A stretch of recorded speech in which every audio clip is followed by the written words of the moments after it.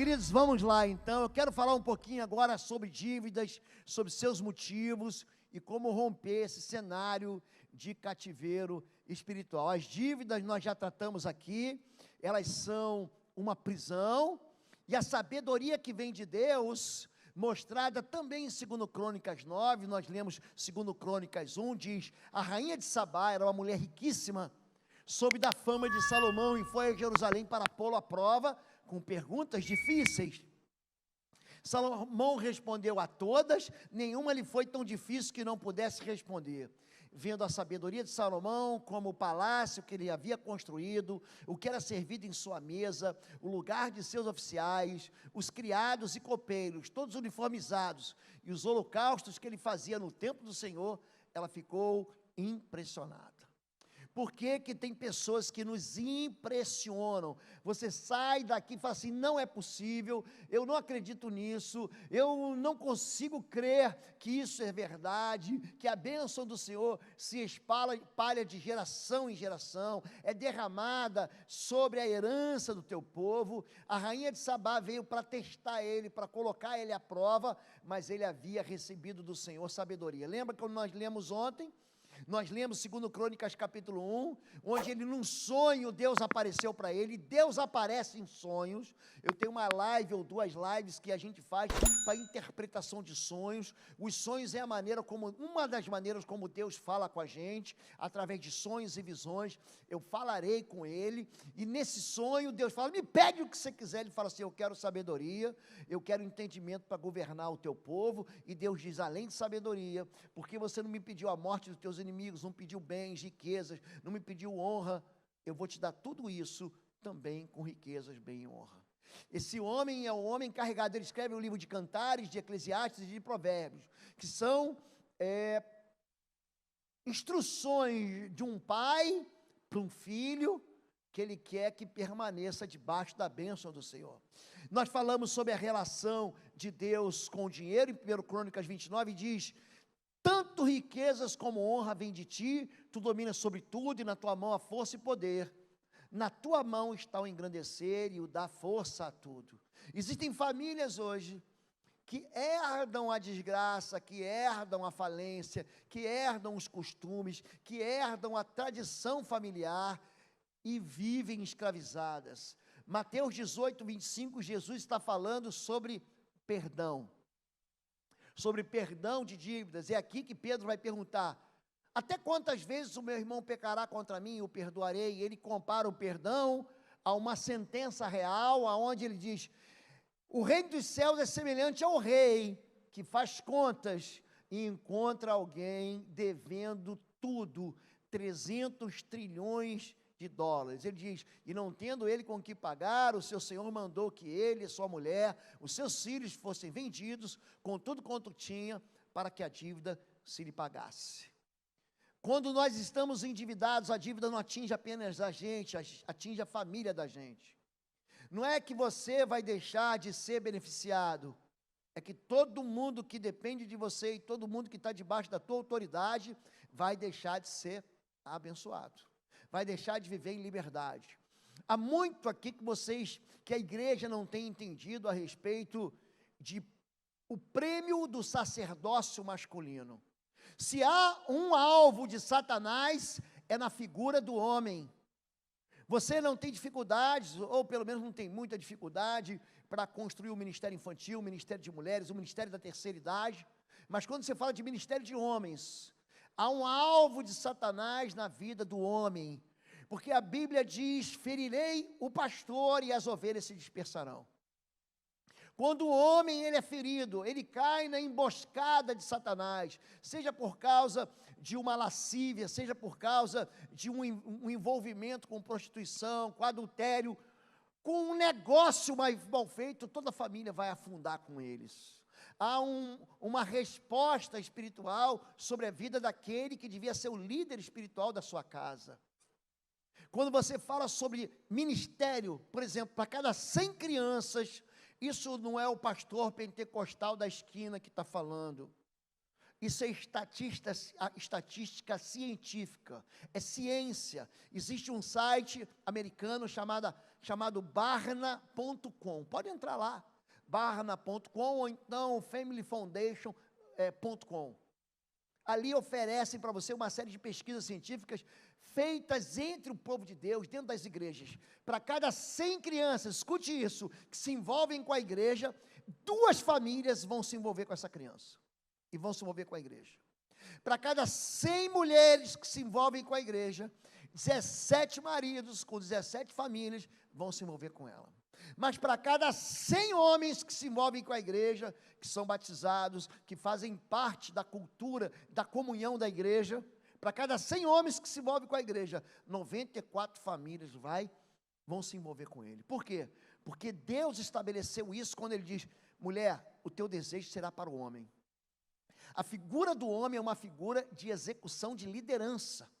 E se Satanás consegue destruir a liderança do homem, desautorizá-lo, a família é dissolvida. Aqui, o texto de Mateus 18 vai dizer para a gente que por causa da dívida de um homem, toda a família foi arruinada, foi aprisionada. Não posso, porque agora é a hora de pagar a dívida. Não posso, porque eu não tenho, porque eu estou escravizado a um senhor, a alguém que me deveu. Então é por isso que essa administração sobre como se livrar de dívida, ela vai ser tão importante para você. Não é algo que acontece da noite por dia. Você tem testemunho de milagres? Tem. Mas a regra, o que é? Você plantou, você vai ter que colher. Queridos, preste atenção, não existe solução simples para problemas que são complexos. Pastor, eu vivo uma vida na perversão, na homossexualidade, no roubo, no crime, na imoralidade, por 30 anos, comecei com 15 anos, pastor, agora estou com 45, bota a mão na minha cabeça e resolve. Gente, isso é uma falácia. Porque o que você plantou, você vai ter que colher. Pastor, eu plantei ervas daninhas. Querido, você não vai colher flores do campo, não vai colher. Você vai ter que arrancar as ervas daninhas, preparar o solo, adubar o solo, semear flores do campo, preparar o campo, e aí você vai colher flores do campo na estação certa. Então tem muita gente que chega na igreja, que aprontou, que fez tudo de errado, e acha que Deus vai fazer como Thanos, vai ser num piscar de olho, vai ser num estalar de dedos. Preste atenção nisso. Você semeia e você colhe. Então as dívidas, elas têm de fato motivos para entrar na vida da gente. O primeiro é a busca da satisfação ilegítima. Isaías 55:2, por que gastais o dinheiro naquilo que não é pão e o produto do vosso trabalho naquilo que não pode satisfazer? Ouve-me atentamente, comei o que é bom e a vossa alma se deleite com a gordura. O que é uma satisfação ilegítima? Lembra que nós falamos pela manhã, o que é a tentação?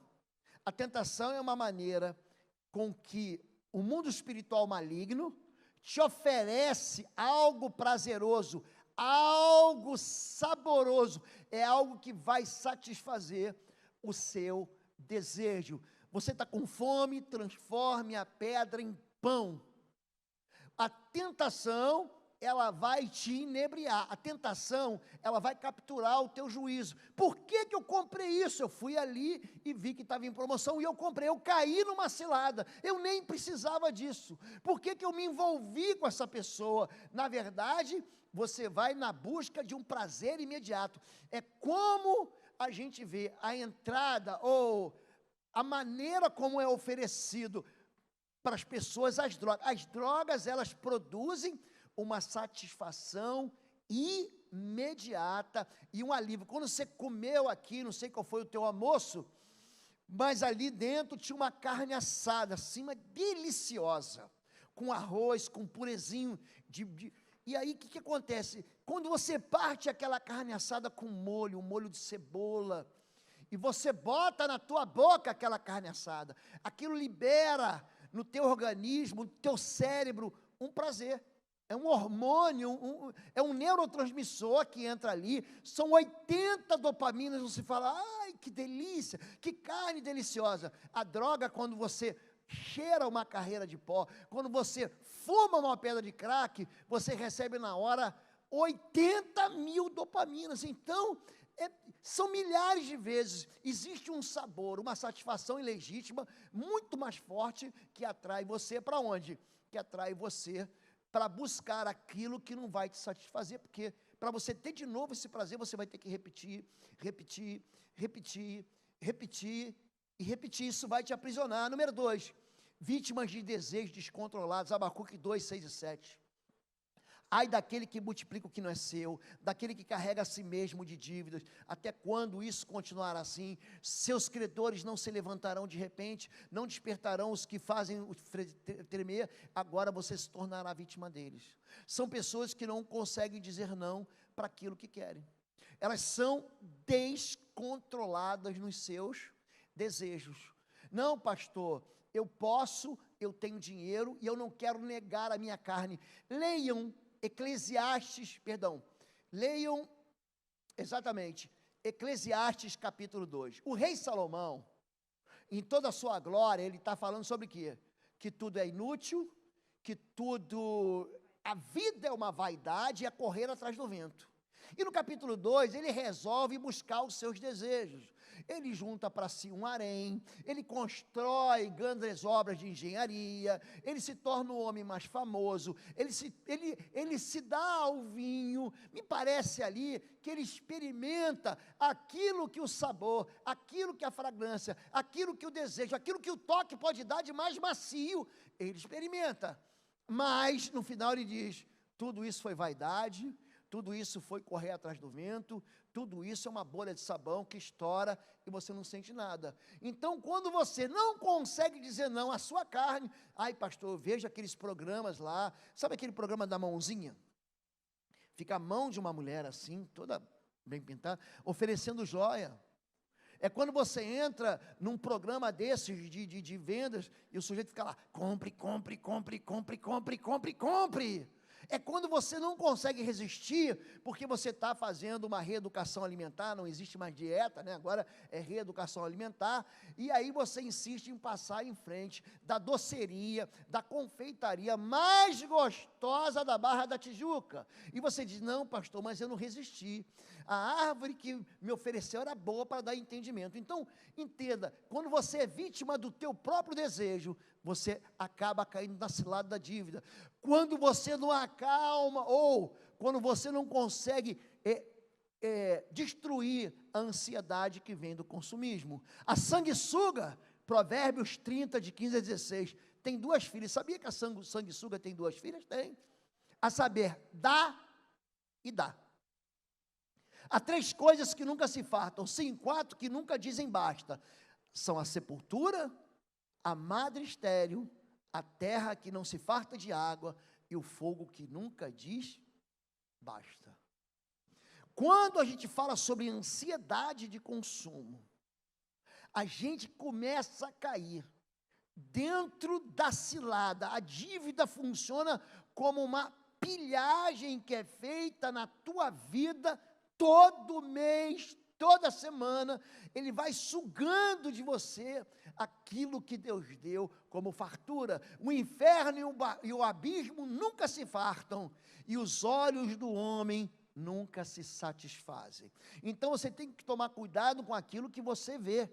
Jó diz: eu fiz um acordo com os meus olhos para não olhar para as moças com cobiça e guardar o meu coração. Mamãe dizia: olho viu, boca pediu. Mãe, eu posso ir com você na padaria? Não, porque eu vou comprar pão. E lá você vai querer comprar um confete, uma bala jujuba, um picolé daqui bom. Enfim, porque os olhos da pessoa, olha para mim aqui. Os olhos, diga os olhos, são a janela da alma.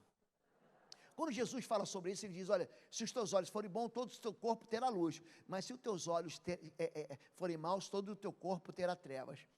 Imagine que aquela porta que a gente está vendo ali, que está escrito saída, é uma saída também de emergência. Imagina que aquilo é uma janela, tá bom? O que você consegue ver ali de fora? Daqui eu vejo um cone, e daqui eu vejo um estacionamento com um muro preto no final. Eu só consigo enxergar o que tem lá porque eu olho pela janela. O mundo espiritual te conhece pelos teus olhos, sabia disso? Quando você faz libertação em batalha espiritual, diga assim: olha nos meus olhos. Quando o apóstolo João encontra com Jesus, a visão do Cristo ressurreto, ele fala: os seus olhos são como chamas de fogo, os seus pés como um bronze reluzente saindo da fornalha. Existe dentro de você uma marca de que o Espírito Santo está aí. Em Efésios capítulo 1, verso 14, diz: todos vós fostes selados com o Espírito Santo da promessa, quando creste. O Espírito de Deus está dentro de você. Talvez você não saiba disso, talvez você tenha deixado, expulsado o Espírito Santo daí, mas que existe uma marca do Espírito Santo, existe. E os olhos é a maneira espiritual de você enxergar isso. Pastor, mas tem gente que o Espírito Santo vai embora? Tem. Leia, por favor, Juízes capítulo 16, verso 20. Então, mais uma vez, Sansão se levantou do seu sono e disse: mais uma vez eu sairei dessa prisão. Mas ele não sabia que o Senhor o havia abandonado. Ele foi preso, foi levado cativo, furaram os seus olhos e ele girava um moinho. Tem pessoas que nem percebem que Deus já foi embora da vida dele. Ele não percebe isso. E aqui tem pessoas que não conseguem acalmar a sua ansiedade. Por quê? Porque os seus olhos, eles não conseguem dizer não à satisfação que vem imediatamente. Ignorar o mundo espiritual roubará o homem a Deus. Todavia vós me roubais e dizeis: em que te roubamos? Nos dízimos e nas ofertas, com maldição sois amaldiçoados, porque a mim me roubai. Quando você duvida de Deus, quando você acredita mais no dinheiro do que no Senhor. O meu filho teve câncer, junto com um cantor, exatamente, você citou aí. Eu não ia citar, mas como você citou, não vai aparecer, é ele mesmo. No mesmo hospital do câncer, lá em Campinas, ele foi tratado. A gente, naquela época, pensa assim, uma pessoa que ficou sem nenhum recurso financeiro, fui eu. E na hora que a morte vem ceifar sobre a terra, não adianta ter dinheiro. Não adianta. Eu olho para a vida do meu filho me enche de alegria. E nem todo o dinheiro do mundo conseguiu livrar aquele homem importante, rico, que o helicóptero descia e subia no heliponto do hospital, quase que todo dia ou toda semana, trazendo gente, trazendo reportagem. Aquele homem se foi. Então, não ignore o mundo espiritual. Não fique pensando assim: não, isso foi um problema, foi um erro de estratégia meu.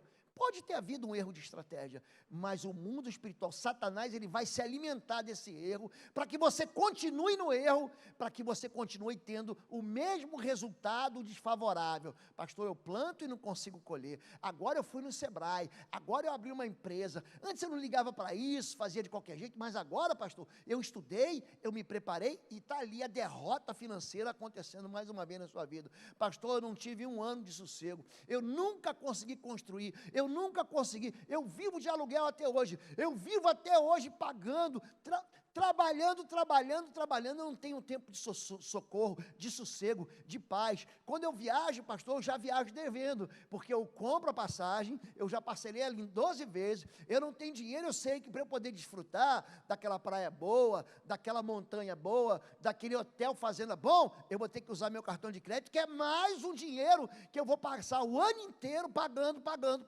Está vindo o Natal, e se eu não der presente para as crianças, e se eu não trouxer para a minha família presente, o que vai acontecer, pastor? Vai acontecer que eu vou pagar e vou parcelar em 12 vezes, eu vou me lembrar do Natal todo ano vai ter Papai Noel aparecendo na minha fatura do cartão de crédito. Então cuidado com o mundo espiritual, ele vai se aproveitar de você, ele vai tentar fazer com que você permaneça no mesmo engano.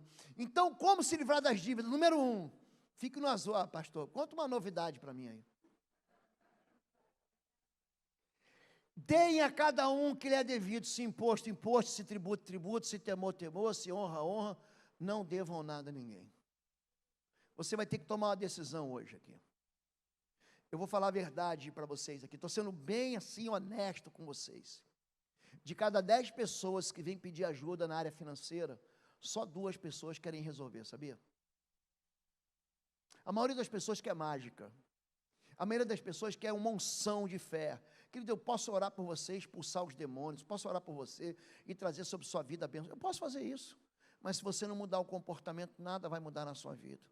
Já falei, vou repetir, demônio se alimenta de pecado. Você vai ter que mudar. Simplesmente você vai ter que aborrecer alguém. E aí você não precisa ser mal educado, nem estúpido, não precisa ser grosseiro, mas você vai ter que entender que ficar no azul é um esforço seu. É algo que você vai ter que fazer. Ah, meus filhos, pai, eu quero isso, e você, não, eu quero mais isso, e minha esposa, eu quero mais isso, e eu também quero. Mas é o seguinte, com o que eu ganho, isso só vai acontecer em 2032, tá bom assim? Eles têm que entender que isso custa. Ah, pai, porque eu quero, eu preciso, eu necessito. Tá bem, então olha aqui, ó, que o papai ganha isso aqui, e a gente só vai conseguir, então trabalha você, meu chapa. Vamos lá, te vira. Por quê? Porque eles têm que saber quanto custa nos ombros da gente aquilo que é desejo no coração deles. Porque quando você que é pai e você que é mãe não ajuda, porque o meu filho quer, porque o meu filho precisa, porque o meu filho necessita, porque alguém, o que os outros vão pensar, você vai continuar onde? Dentro do mesmo engano. Ficar no azul é decidir não fazer mais dívidas. Porque o que o banco faz? O banco vai te oferecer uma outra dívida para você pagar a dívida velha. Ele vai ligar para você e falar assim, você tem um consignado, eu te dou mais dinheiro, e eu te dou mais prazo, e a tua continha vai ficar desse tamanho. Então você fala assim, não, peraí, eu vou ganhar mais, eu vou pagar menos, só que você está esquecendo que você está fazendo um contrato com o diabo. Já falei aqui, empréstimo com o banco vive disso. Tu acha que o banco é teu amigo? Ah, meu banco é uma benção. Gente, teu banco, ele quer fazer você ficar cada vez mais dependente dele. É isso que ele quer fazer. Então não caia. Número 2, cuidado com o crédito fácil, é isso mesmo que eu estou falando. Provérbio 22, não seja como aqueles que, com um aperto de mãos, empenham-se com os outros, se tornam fiadores de dívidas. Se você não tem como pagá-las, por que correr o risco de perder até a cama em que dorme? Então, o empréstimo vai produzir uma nova renda? Não, estou pegando um empréstimo, mas eu estou colocando numa empresa, vou começar um outro negócio, que vai ter o negócio não vai andar sozinho. O negócio tem que ter o teu olho, porque é o olho do dono que engorda o boi. Não é que eu vou pegar, porque eu vou pegar e vou ter 3 meses de tranquilidade. Porque se você pega para ter 3 meses de tranquilidade, você não pode esquecer que você vai ter que ter mais 36 meses para pagar de sufoco. O valor de mercado é maior do que eu vou comprar. Olha só, gente. Não, apareceu uma oportunidade. O irmão me ligou para comprar uma livraria, molezinha. Eu falei, vem cá. Por que essa pessoa está fazendo isso? Não, porque ela diz que não está conseguindo sustentar. Eu falei, por que você vai conseguir sustentar? Ela está empurrando para você um negócio que já está caindo ladeira abaixo. Está te vendendo um paraquedas que não abre enquanto o avião está caindo. Pastor, eu vou comprar um carro. Presta atenção nisso. Carro tende a 0. Lembra do Monza? Lembra do Del Rey? Alguém aí quer um Opalão, 6 canecos? Quer? Presta atenção nisso. Todo carro, por melhor que seja o carro, ele vai tender a 0. Então você está investindo, está financiando algo que daqui a 2 anos você vai querer trocar, daqui a 3 anos você não vai querer mais. Que ele já perdeu a garantia de fábrica e vai custar caro qualquer coisa que você trocar. O meu orçamento pagará a dívida com folga. Não, peraí, sobrou 2 cruzeiros aqui. Eu fiz orçamento, não, vai dar. Quanto você faz um acordo desse, em que você não vai ter folga financeira? Por quê? Você esquece, sabe de quê, gente? Que você vai na padaria e não compra só pão, não. Se você tem um filho como eu fui criança, ele quer suspiro, ele quer um pão com goiabada. Lá na Ilha do Governador tinha uma padaria maravilhosa. E tinha um pão, não sei se existe isso no Rio, chama careca doce. Existe isso aqui? Isso não existe em Curitiba, não. E tinha um careca doce que vinha com creme em cima, e ele salpicava um açúcar cristal. Gente, você não precisava de nada, você ia comendo dali para casa, você já ia comendo, fazendo a festa. E aí você se esquece que não é só a escola das crianças, é material escolar, é a roupa que o colégio manda aí, é o tênis, que tem ano que parece que o pé dos filhos da gente cresce 3 números. Você compra o 31, aí daqui a 3 meses é o 32, gente, está parecendo o pé, né? É o pé grande em casa que você tem, não é criança. Então, tudo isso não entra no teu orçamento e você acha que vai dar. Mas aí você está sendo o quê? Está se iludindo com crédito fácil. Não existe almoço grátis. Você vai pagar caro. Mateus 6, ninguém pode servir a 2 senhores. Não ame o dinheiro, mas ame a Deus. Número 3, planejamento. De verdade aqui, de verdade, quem aqui faz planejamento? Quem de verdade? 1, 2, 3, uma meia dúzia de 12, uma dúzia. Como que a tua vida vai dar certo se você não planeja? Qual de vocês, se quiser construir uma torre, primeiro não se assenta, calcula o preço? Todo mundo tem uma calculadora no smartphone aqui, todo mundo tem. Calcula o preço para ver se tem dinheiro suficiente para completá-la. Ou qual é o rei que pretende sair à guerra contra outro rei? Primeiro não se assenta e pensa se com 10 mil homens é capaz de enfrentar aquele que vem contra com 20 mil. Querido, pensa. Deus colocou algo na cabeça da gente, chama-se massa encefálica. Tem a massa cinzenta, tem uma massa branca, para você pensar. Pensa, faz contas. E se vier uma tribulação, e se vier uma dificuldade, eu vou conseguir? Eu vou conseguir enfrentar isso? Então, o planejamento. O que hoje faz o brasileiro? Não, eu compro, depois eu vejo como é que eu vou pagar.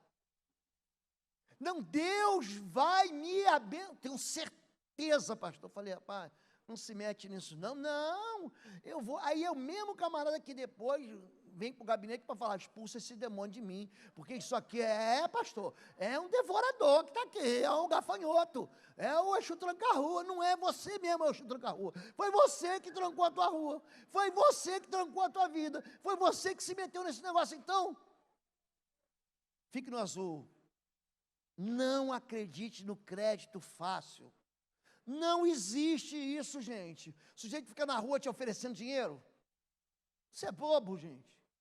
Você oferece dinheiro para alguém, quem quer dinheiro? É Silvio Santos. Você é o Silvio Santos? Número 3, planeje. Não tenha pressa em prosperar. Os planos bem elaborados levam à fartura, mas o apressado sempre acaba na miséria. Gente, é Deus que está falando isso.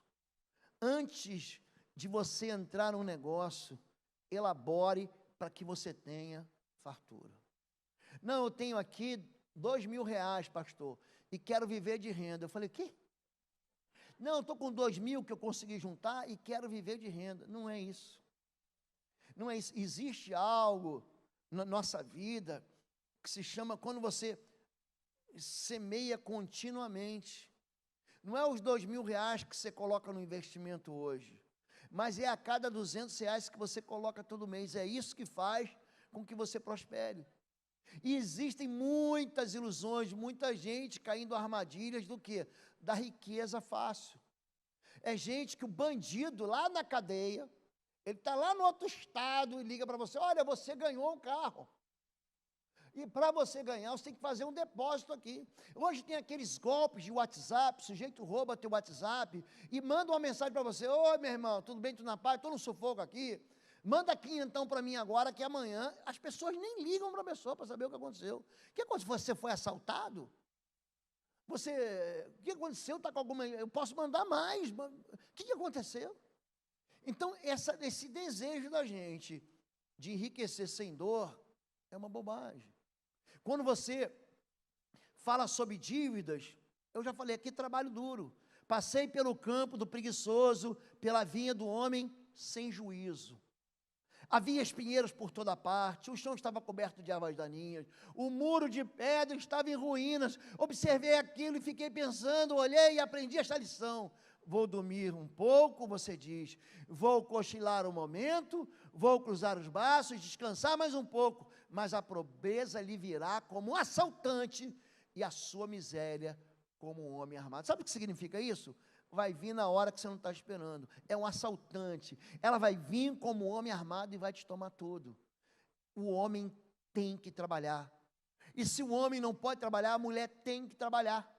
Mas o que não pode é essa desculpa de, não, eu me formei para isso, não vou trabalhar naquilo. Eu falei, o quê? Eu vou trabalhar naquilo que vem pão para a minha mesa. Ou alguém aqui vai, porque eu adoro o meu trabalho. Eu vou te internar, meu irmão. Eu vou internar você. Você está precisando de ajuda. Porque o trabalho é bom, mas as férias são ótimas. Não é verdade, gente? O dia do sábado chegou. Oh, meu Deus, que dia bom. É o dia em que eu vou cruzar o braço. Mas o que eu não posso? Hoje tem a turma de, não, no sábado eu não faço nada. Mas também não faz nada no domingo, na segunda, na terça, na quarta, na quinta e na sexta. É o sabatista que coloca a vida dele. Não, não é isso que Deus diz. A Bíblia não diz, fique parado no sábado. A Bíblia diz, você quer saber qual é o versículo inteiro? Trabalharás 6 dias. Pronto. Não esquece disso não, irmão. E no 7º dia você descansa. Agora, qual é o teu dia de descanso?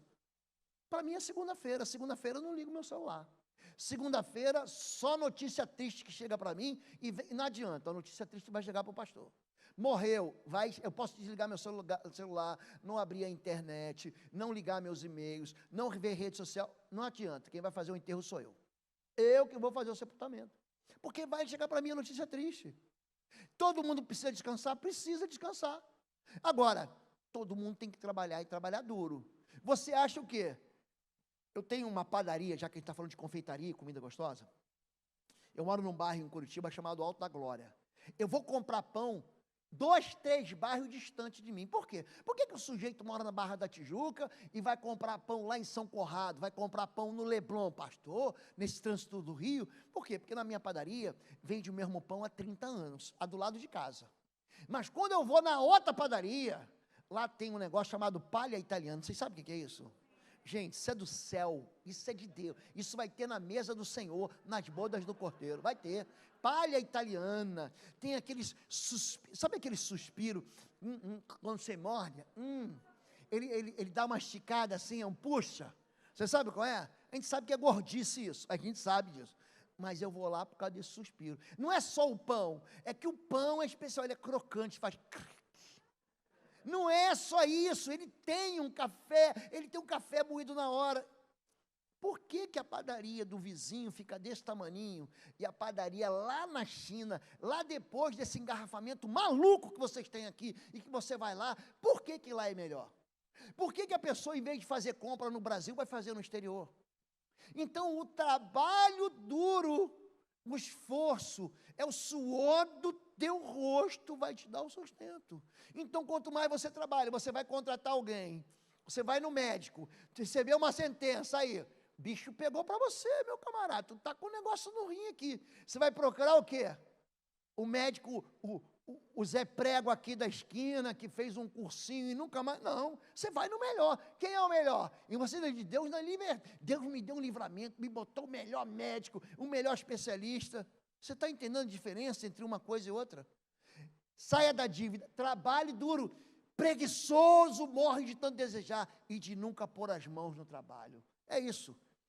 6, seja diligente nos negócios, esforce-se para saber bem como suas ovelhas estão.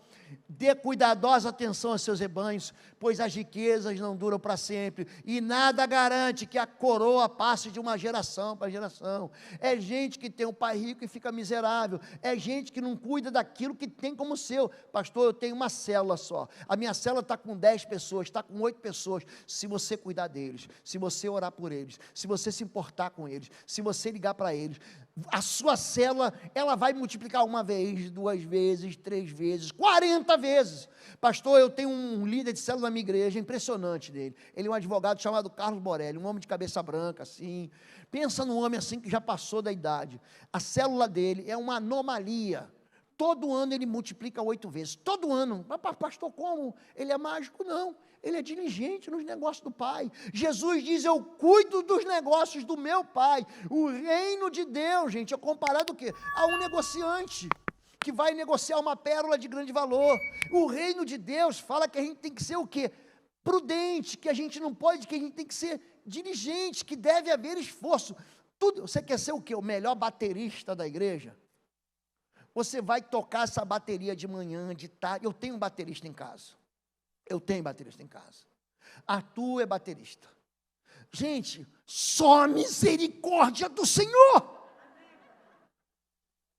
Pensa um menino que nunca me deixou dar uma cochilada à tarde. Pensa no menino que, para botar de castigo, eu pegava os pratos da bateria. O dia que ele aprontava, não, você não está de castigo não, está de castigo a bateria. Eu tirava os pratos, tirava as baquetas, escondia, ele pegava a colher de pau da mãe e ficava batendo no sofá. Fala, povo de Deus, um breve intervalo aqui. Esse ano, de 25 a 27 de abril, estaremos juntos aqui em Curitiba, no único curso presencial que eu vou ministrar. Vai ser um encontro sobre guerra espiritual e aprofundamento na guerra espiritual. É um curso que nós vamos nivelar conhecimentos, vamos entregar armas de guerra para você não pode perder. As inscrições estão no www.institutoexodus.com.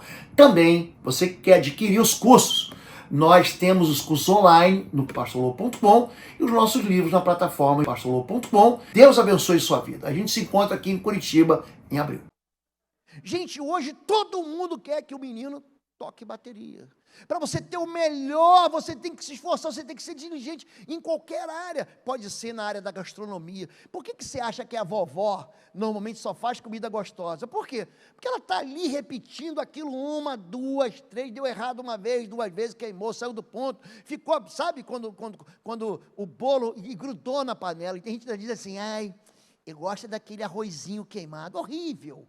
Aquele arrozinho pretinho? Não, é por quê? Porque errou e quer tirar sabor daquilo que queimou.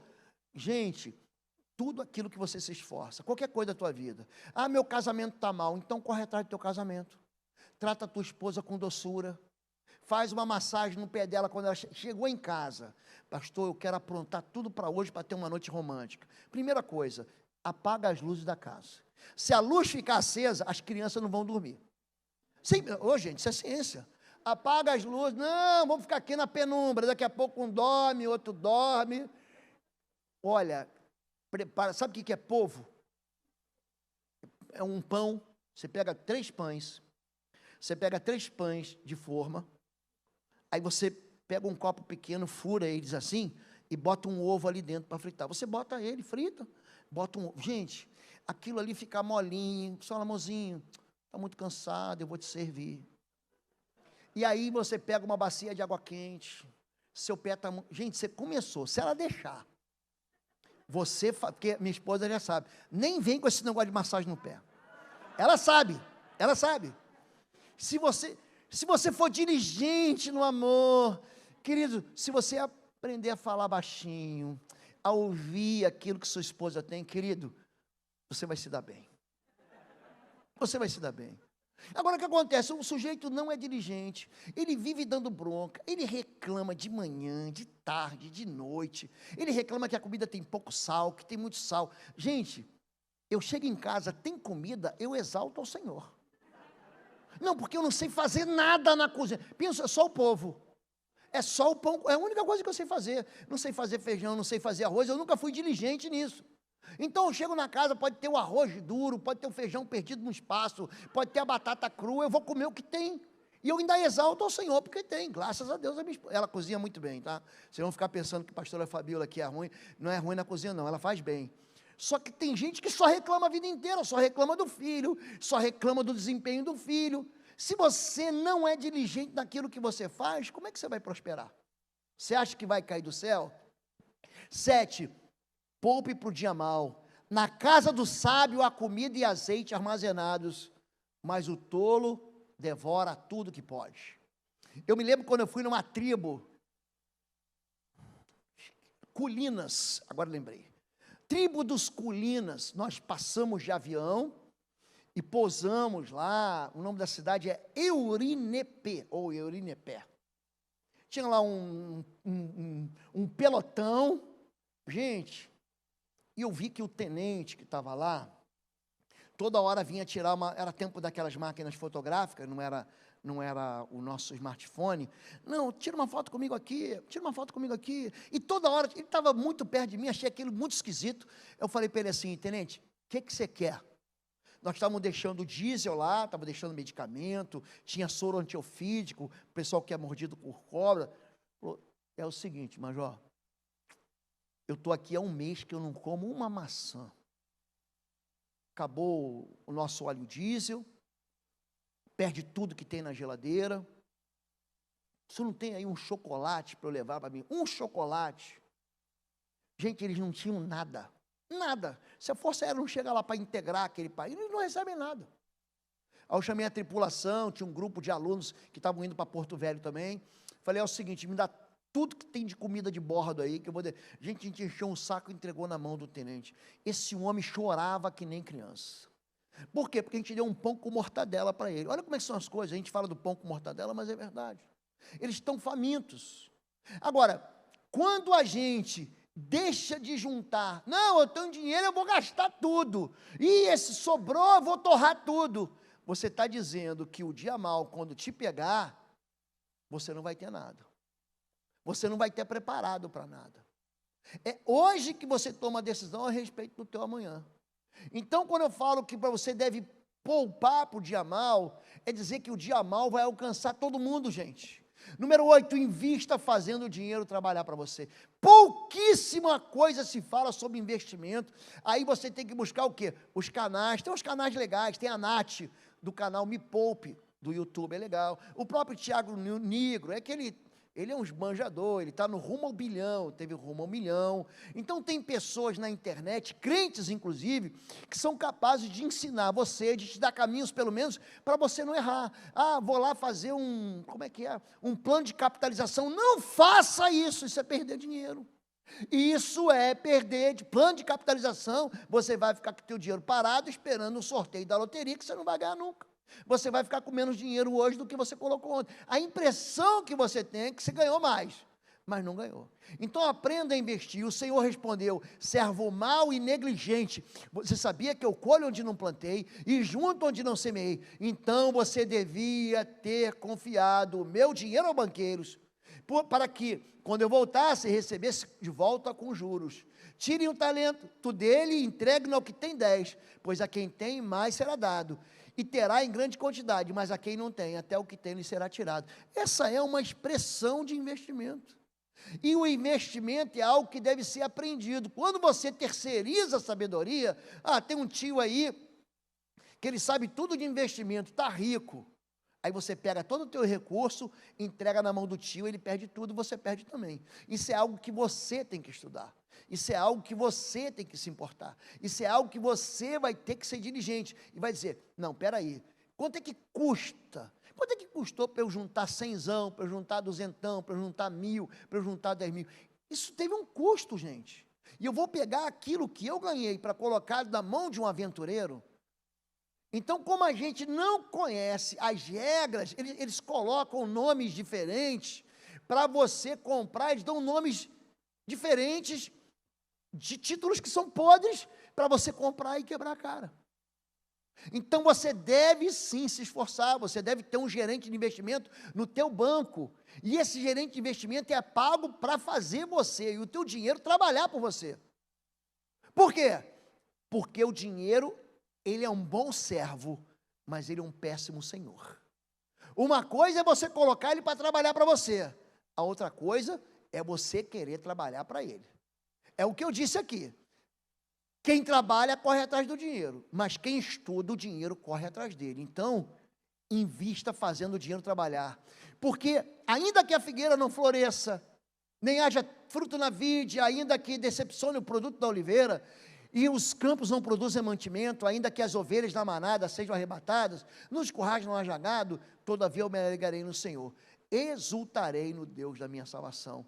Não confie nas riquezas. Se você confia nas riquezas para ser feliz, na hora que as riquezas forem tiradas de você, você vai ficar triste. Muita gente faz uma ligação com essa falsificação entre Deus e o dinheiro, achando que o dinheiro tem somente a ver com Deus derramando sobre você moeda de ouro. Não é nada disso. Você chega para um irmão, para uma irmã que se diz profeta, e ela vem para cima de você, orando em línguas estranhas, Isso não há problema nenhum, é um dom de Deus, e quero dizer, eis que vejo um envelope, e eis que eu vejo o pó de ouro sobre a tua cabeça. Está falando de dinheiro, está falando de uma porta aberta, está falando de um trabalho que você recebeu, está falando de um envelope, quer dizer o seguinte, estou vendo que você vai receber uma carta, mas pode ser da Caixa Econômica te cobrando. Então, quando você fala sobre riqueza, não confie nelas, saiba que ela vem de Deus, porque a Bíblia diz, aquilo que você pode aproveitar debaixo do sol, coma bem, beba bem e se alegre, porque isso também vem do Senhor. Porque uma vida que não experimenta essa alegria, é uma vida que também não está contando com os princípios de Deus para as finanças da nossa vida. Por quê? Porque o dia mau vai chegar um dia cedo ou tarde. Retornei para ver debaixo do sol o que a comida não é dos ligeiros, nem a batalha dos poderosos, nem tampouco são os sábios que têm alimento, nem tampouco são os entendidos que têm riqueza, nem mesmo os que têm conhecimento têm um favor. Por quê? Porque o tempo e o imprevisto sobrevêm a todos eles. Ninguém, vou falar para vocês aqui, vocês lembram de dezembro de 2019? Lembram disso? A pandemia veio em março de 2020. Em dezembro de 2019, juntou lá, naquele canal de televisão, vamos trazer aqui o babalorixá fulano, vamos trazer aqui a irmã fulana que joga búzios, vamos trazer aqui o irmão ciclano, o profeta não sei daqui. Aí, não, 2020 vai ser um ano fantástico. Você vai ser abençoado, vai viajar. Eu vejo muitas viagens para você. Eu vejo a economia a pleno favor. Gente, me diz um desses homens, desses adivinhadores, prognosticadores, adivinhos, esses que lançam búzios, me diz um que acertou. Me diz. Por que não acerta, gente? Porque o amanhã pertence ao Senhor. E quando você confia nos recursos, você não está confiando em Deus, porque vai chegar uma hora que tudo é abalado. Quando o governo Collor, há muito tempo, você não era nem nascido, assumiu, entrou uma ministra chamada Zélia Cardoso de Mello. Gente, essa mulher estava todo mundo deitando e enrolando, ela foi lá e vap! Gostou da palavra? Rap! Ela segurou todas as poupanças, todos os investimentos, ficou todo mundo pobre ao mesmo tempo. Todo mundo ficou com 50 reais no bolso, todo mundo, não era nem reais, era cruzado novo, cruzeiro novo, era algum dinheiro assim, que eu já não lembro qual era aqui. Então o imprevisto vem para todo mundo, então diversifique os seus investimentos, foi isso que a gente falou ontem. Atire sua semente sobre as águas, depois de muitos dias você tornará a encontrá-lo. Pega, o que você pode fazer? Olha, eu posso fazer coxinha, eu posso fazer brigadeiro, eu posso aqui, do que tem nas tuas mãos aí, Moisés? Tem uma vara. Então, Moisés, pega a tua vara e abre o mar. O que tem na tua mão aí, Pedro? Tem uma vara de pescar. Então vai lá, pesca um peixe, e quando você pegar o peixe, abre a boca do peixe e tira um estáter, que é o valor para você pagar o meu e o teu imposto. Vocês lembram dessa passagem linda? Os cobradores de impostos vêm cobrar Pedro. E aí, Pedro, você e teu mestre não pagam o imposto do templo? Aí Pedro vem nervoso, Jesus já sabe. Jesus, fica calmo. Faz o que você tem na tua mão. É uma vara de pescar? Sabe pescar? Vai lá e pesca.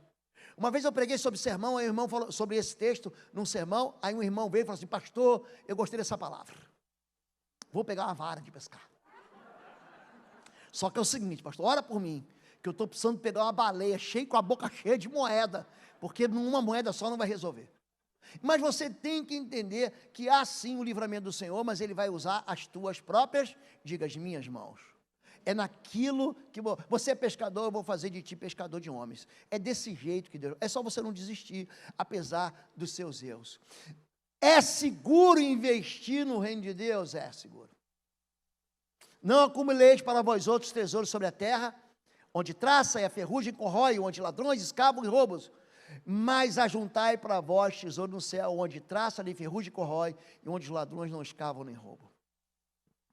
Eu tenho uma experiência interessante, quando eu e Fabíola decidimos ir para o Ministério de Tempo Integral. Fabíola era dentista, tinha um consultório, e ela tinha lojas em shoppings, lojas dessa tipo... kitchenware, houseware, é kamikado, sabe a kamikado? Vocês têm kamikado aqui, não tem? Era aquilo ali. Ela pegou tudo aquilo, falou, vou vender, pegou o consultório dela de odontologia, deu para missões, nós ligamos para o pastor Rocindes, do Asas de Socorro, que tem um ministério na Amazônia, fantástico, de ajuda à população ribeirinha, evangelismo a populações ribeirinhas. Ela pegou tudo aquilo, chamou um camarada que dizia que era crente, vendeu para ele passou um monte de cheque para a gente. Gente, presta atenção nisso. Olha como é que o reino de Deus é. Esse camarada dividiu lá em 30, 60, 90, 120. Pensa numa grana para pagar funcionário, para pagar distribuidor, para pagar os insumos. Aí o sujeito falou assim, olha, não deu esse mês. Coloca esses cheques para daqui mais 30 dias, ela, tudo bem. E todo mês ele fazia isso, até que chegou um mês, não vou pagar. Calote. E aí eu peguei aquele cheque, a gente começa a orar, porque aí aquele cheque se tornou meu Deus, porque você fica apertado. Aí eu olhava para aqueles 5 cheques ali, eu falava, quando esse cheque sair, quando esse dinheiro entrar, eu vou resolver a minha vida. Então a minha vida começou a girar em torno de quem? Em torno do dinheiro. Eu comecei a botar esperança, porque eu fiquei apertado, Fabiola ficou apertada, e aí os cobradores começam a ligar para você, e aí você fala, não, mas a culpa não é minha, e eles querem saber de quê? Eles querem saber do dinheiro dele, do juro dele, e do acordo que foi feito no banco, está ali o cheque. Aí um dia, levantei bem cedo, fazendo devocional, e Deus falou comigo, perdoai as minhas dívidas como perdoa dos outros. Falei, quer saber, eu vou perdoar. Eu já estava tão irritado com esse homem, ele foi tão desleal comigo, já que estamos falando sobre lealdade, ele foi tão maligno comigo. Eu levantei para o café da manhã, a Fabiola tinha feito também o devocional dela, eu falei assim, Deus falou comigo hoje de manhã. Ela, eu também. Deus falou comigo. Eu falei, fala você primeiro dela. Não, fala você. Falei, fala você, não, primeiro você. Eu falei, ó, Deus falou para eu perdoar a dívida. Deus falou a mesma coisa comigo. Aí naquele tempo, não tinha WhatsApp, ele já não me atendia o telefone, eu não sei se mandei um e-mail, se mandei um SMS. Falei, pode vir pegar seus cheques aqui, tua dívida está perdoada, só isso. Aí ele ficou lá, domingo, segunda, na terça-feira, isso aí é verdade, ou é uma pegadinha? É mais ou menos a gente e Deus, quando Deus diz assim, teus pecados estão perdoados, você fala, acho que isso é uma pegadinha, acho que eu estou devendo chegar no céu aí, eu vou ter que passar primeiro aí por um fogo, eu vou ter que passar por algum lugar aí para purificar, para purgar meus pecados. Deve ter um purgatório para mim. Os teus pecados estão perdoados. Aí o sujeito veio, eu falei, vem aqui, aí ele ligou, não, desce aqui embaixo, eu morava no 18º andar, ele, não, você vai subir aqui. Aí ele subiu, aí eu estava com o cheque da mão e ia rasgar. Ele, não rasga, que eu tenho que apresentar no banco e tal. Eu falei, mas tem um detalhe. Ele falou assim, sabia que tinha uma pegadinha. Eu falei, não, eu só quero orar por você. Eu peguei aquilo fazia falta para mim. Mas olha como é que a palavra de Deus, ela funciona com poder. Eu dei o cheque na mão dele e falei, eu quero orar por você. Botei a mão na cabeça dele, no ombro dele, orei. Liberei ele de toda a dívida. Liberei ele daquelas coisas que ele tinha feito comigo. Falei, agora vai em paz. Aí aquele peso saiu do meu ombro. Por quê? Porque a minha esperança estava naqueles cheques. Deus já tinha deixado de ser o meu suprimento. Deus já tinha deixado de ser o meu Jeová Jirê, o Deus da minha provisão, há muito tempo, porque minha esperança estava no dinheiro. Estava em mamon. Ele foi, gente, 1 ou 2 meses depois, tudo aquilo que eu perdoei ele, Deus, ele deu para mim, tudo aquilo que eu havia perdoado para ele. É impressionante. Aquelas questões que eu tinha pendentes, todas elas foram solucionadas. Deus, ele tem uma maneira assim, muito de Deus mesmo, muito sobrenatural de operar na vida de quem? De quem faz o que ele falou. Eu simplesmente perdoei. Para você falou assim, pastor bobão, o senhor perdeu um carrão, o senhor perdeu um apartamento. Querido, eu ganhei do Senhor também o perdão. É interessante que eu prego isso e eu tento lembrar o nome desse camarada. Eu não sei se era, sei lá, Salomão, Roboão, Davi. Eu não sei se era Paulo, Pedro. O perdão, ele te desliga da pessoa. O perdão, ele não faz bem para o outro. Ele deve ter saído dali Graças a Deus. Ele deve ter saído dali assim. Mas, na verdade, quem foi liberto fui eu. Por quê? Porque eu comecei a sonhar com esse cara. Eu acordava pensando nele, eu passava o dia amaldiçoando na minha mente aquele homem. Eu falei, Deus, manda fogo do céu sobre ele. Faz ele devolver, Senhor Deus. Espreme esse homem, coloca ele num torno, pega a cabeça dele, dá uns cascudos. Manda, comunica para ele, pelo teu espírito, para ele me pagar. Eu vivia assim o dia inteiro. Eu vivia repreendendo o demônio que estava nele. Na hora que eu liberei ele, quem foi liberto fui eu. Porque não é que eu dormia pensando nele, eu sonhava com ele, acordava com ele, e ele se tornou uma idolatria para mim. Aquele recurso, aquela promessa de dívida que ele fez, se tornou uma idolatria para mim. Número 9, não deixe a falta de zelo ser a razão da sua crise. Provérbios 22, 29, você já observou um homem habilidoso em seu trabalho? Será promovido ao serviço real, não trabalhará para a gente obscura. Se você for o melhor, se você é o primeiro a chegar, você é o último a sair, você trabalha, você se esforça em tudo que você faz, o teu lugar é o lugar da excelência e da proeminência, aonde você estiver, seja na sala de aula, seja num consultório, seja como auxiliar, seja como gerente, você vai ser promovido. Todo mundo gosta de trabalhar com pessoas que se esforçam. Eu não sei, mas eu vou aprender. Eu não conheço, mas eu vou estudar. Eu não sei fazer, mas eu vou chamar alguém que vai me ensinar a fazer. Quando você fica vivendo a tua vidinha, sem deixar de zelar pelo melhor, ninguém vai te reparar. Tem gente que está na mesma empresa há 10, 15, 20 anos, e não consegue prosperar, e não sabe por quê. Chega um outro menino que está 1 ano na empresa e já toma o cargo de gerente, de direção no lugar dele. Estude, se esforce.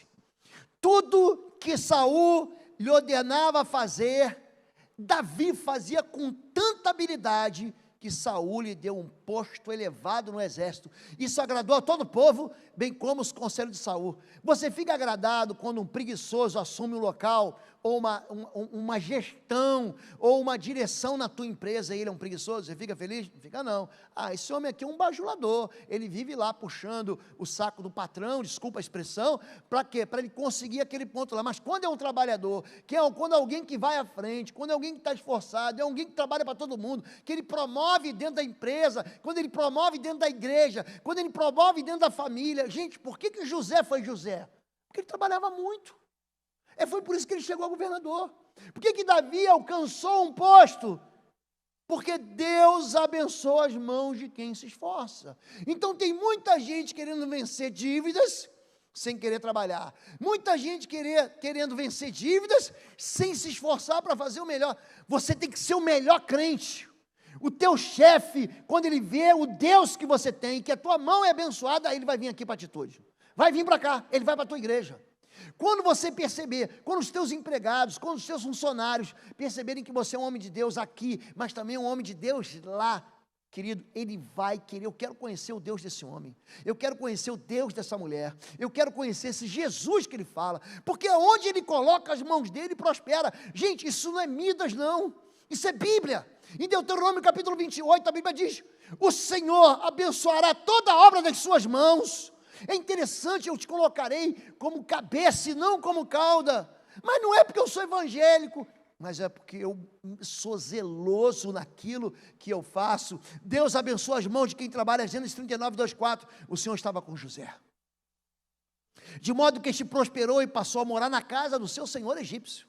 Quando ele percebeu que o Senhor estava com ele, e que o fazia prosperar em tudo que realizava, agradou-se de José e tomou o administrador de seus bens. Pô, esse camarada aqui é demais, ele é melhor do que eu, ele administra melhor do que eu, ele prospera em tudo. Então vem cá, José, a partir de agora, você vai trabalhar aqui na minha casa, você vai trabalhar para mim. Você é um escravo, comprado de uma caravana dos midianitas, foi vendido pelos próprios irmãos que não te davam valor, mas eu estou vendo que a bênção de Deus está em você. Tem muita gente que reclama, pastor, eu saí dessa empresa, me jogaram para outra. Querido, confie que Deus é teu Deus, confie que Deus é o teu Senhor. Deus, Ele não perde você de vista. Deus, Ele não perdeu Moisés de vista. A mãe de Moisés escondeu o menino, botou num cesto, botou no rio, ele foi para a casa do faraó, foi criado pela filha do faraó, ele 40 anos depois, ele briga com o soldado egípcio, ele mata o soldado egípcio, ele faz uma besteira no Egito, ele foge para Midian. Você está pensando que Deus deixou de buscar e de cuidar de Moisés? Gente, Moisés se casa com Zípora, o sogro dele Jetro dá o rebanho, e ele prospera cuidando dos rebanhos, fala, Deus, tira tuas sandálias aí, Moisés. Ele encontra com Deus em Horebe.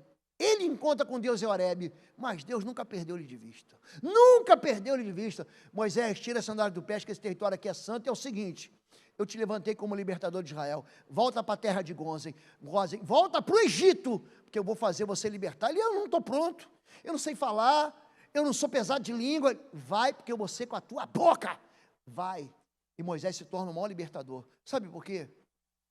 Porque tudo que ele fazia como se estivesse fazendo para Deus.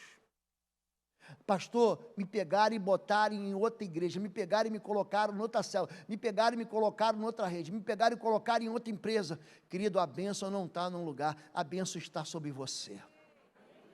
A bênção não está... Tem muita gente que acredita nessa questão de territorialidade espiritual. Jesus não fala isso. Jesus diz, ai de ti, Corazim, ai de ti, Betsaida. Se Tiro e Sidom fossem feitos sinais que tinham sido feitos aqui, eles teriam se arrependido com pano de saco e cinza. Deus, Ele denuncia cidades. Deus, Ele não expulsa o demônio da cidade. Ele fala que se você se arrepender, a bênção vem sobre você. Por que houve lá o avivamento da rua Azusa? Por que, gente? Porque o povo se arrependeu. Por que no tempo de Jonathan Edwards, houve uma conversão em massa no cinturão de ilhas lá da Irlanda? Porque houve arrependimento em massa. Querido, se arrependa de ser o pior funcionário da tua empresa. Lembre-se que a bênção de Deus está sobre você, como estava sobre Davi, como estava sobre José. Ele prosperava em tudo como escravo, ele prosperou na prisão. O carcereiro não se preocupava com nada do que estava a cargo de José, porque o Senhor estava com José e lhe concedia bom êxito em tudo que realizava. Querido, espere o tempo de Deus.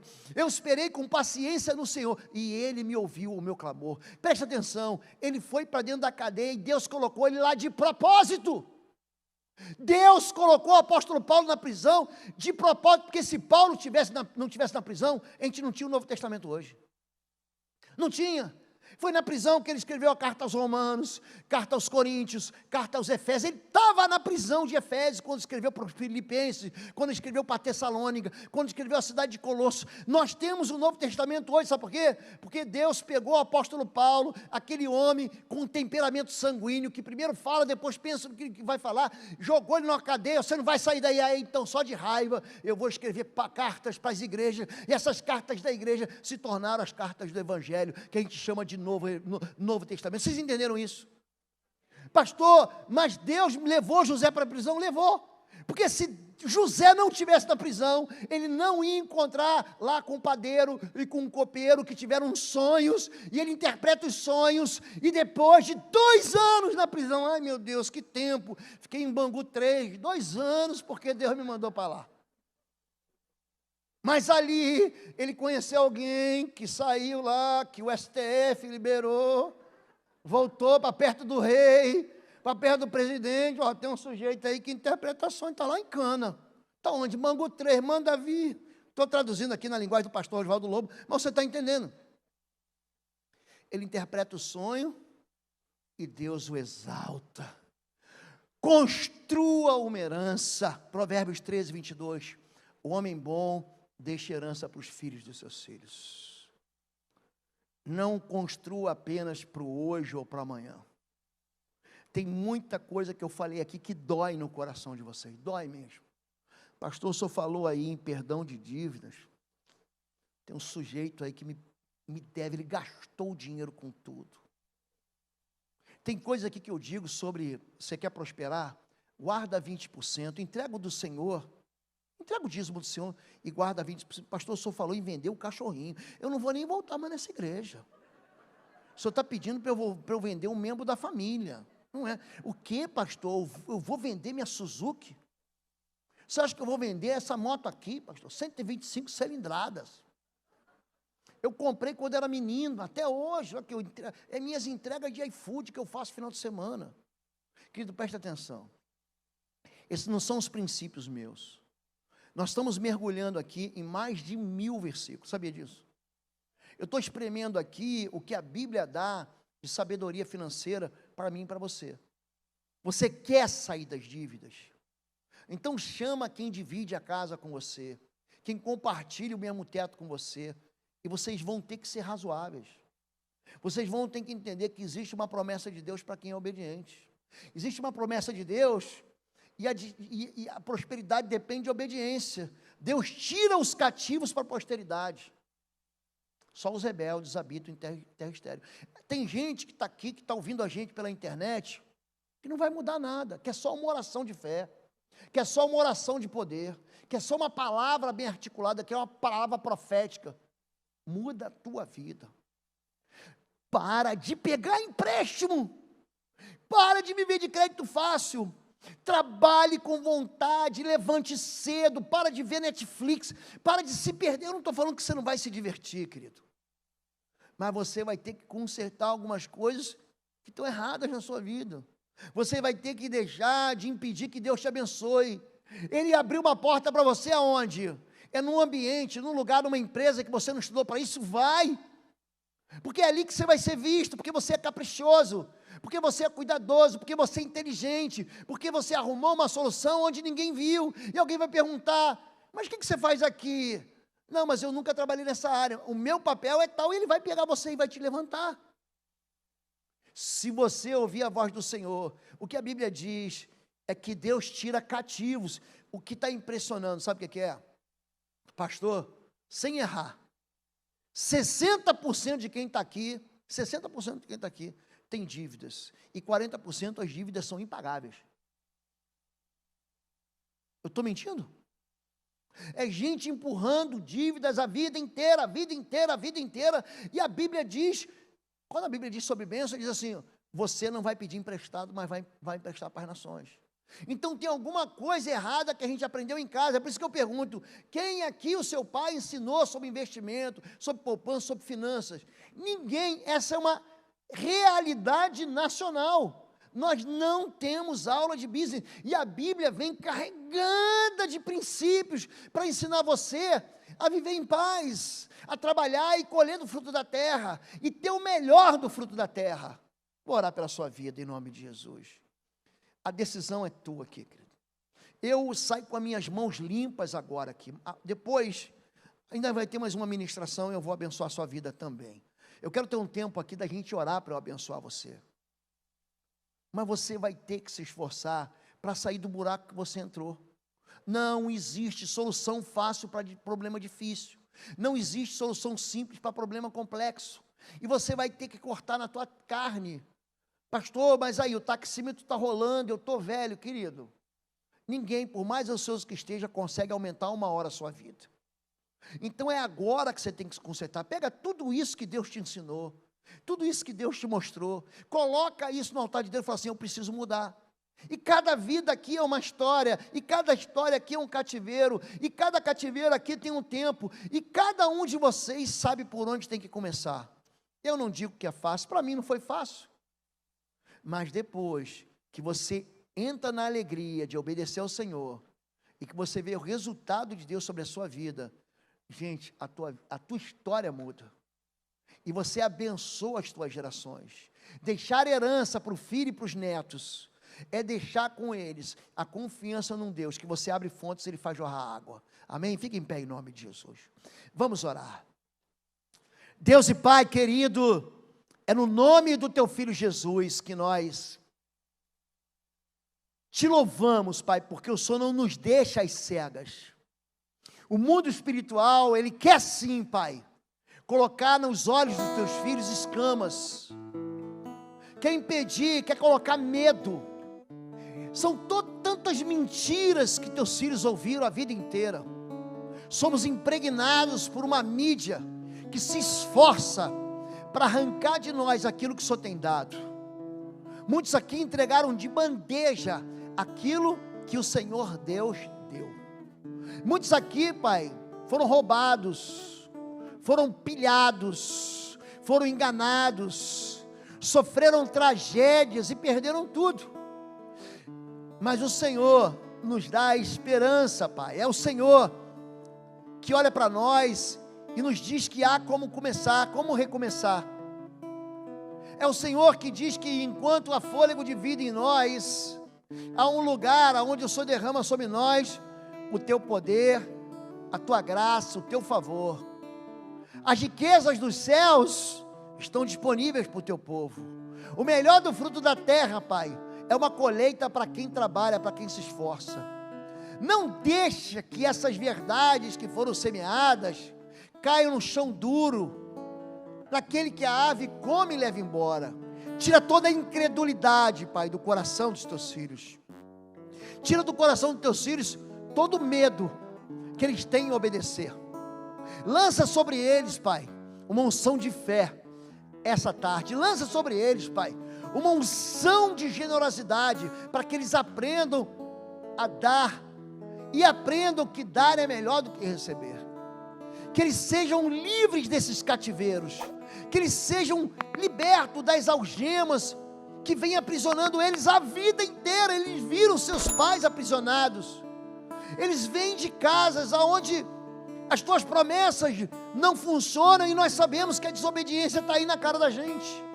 Nós te pedimos perdão, Senhor, perdão, mas também te pedimos que o Senhor nos faça lembrar da tua palavra, como o teu Espírito Santo diz, e não haveis de se preocupar com o que hão de falar, porque o meu Espírito colocará na tua boca o que vocês hão de falar.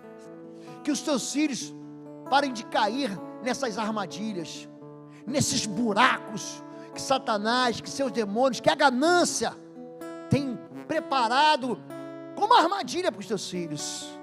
Estabelece sobre o teu povo, Pai, um povo de coragem, um povo de fé, porque não há como não receber do Senhor aquilo que o Senhor promete na vida daqueles que andam segundo a tua palavra, em nome de Jesus. Amém e amém. Amém. Você pode se assentar em nome de Jesus. Você quer aplaudir o Senhor? Pode aplaudir o Senhor. Isso.